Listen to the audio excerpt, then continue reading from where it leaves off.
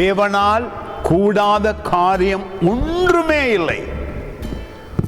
அற்புதமாக பூமியிலே மனித குலம் பிறக்கிற இந்த பூமியில, மனித குலம் வாழ்கிற இந்த பூமியில அற்புதமான பரலோக தேவன் மரியாள் வழியாக மனித ரூபத்திலே பிறக்கிற அந்த அதிசயத்தை விட எதை நாங்கள் அதிசயம் என்று சொல்ல முடியும்? ஆண்டவராகிய இயேசு கிறிஸ்துவின் பிறப்பு, கன்னி மரியாளுக்குள்ளே பிறந்த அந்த அதிசயமே தேவன் நிரூபித்து காட்டினார். இன்று உங்களுக்கும் எனக்கும் இருக்கிற மகா பெரிய அதிசயம், வேத வார்த்தையால் எல்லாம் செய்ய முடியும்.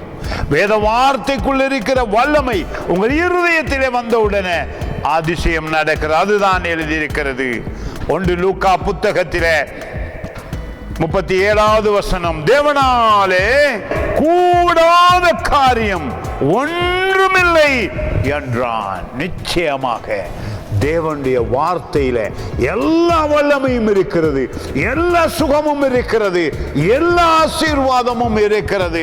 எல்லா தேவைகளையும் சந்திக்கத்தக்க அதிகாரம் வேத வார்த்தையிலே இருக்கிறதுனாலே உங்கள் உள்ளத்திலே, உங்கள் ஆவியிலே வந்தவுடனே நீங்கள் வாயிலே இயேசு கிறிஸ்துவின் நாமத்தை சொல்லும் பொழுதே உடல் ஆரோக்கியம் அடைகிறது, பலன் அடைகிறது, ஆசீர்வாதம் வருகிறது, மகிழ்ச்சியாயிருப்பீர்கள். காரணம், இயேசு கிறிஸ்துவின் வார்த்தையில சகல சகல சகல வல்லமையும் நிறைந்திருக்கிறது வேத வார்த்தைக்குள்ளே.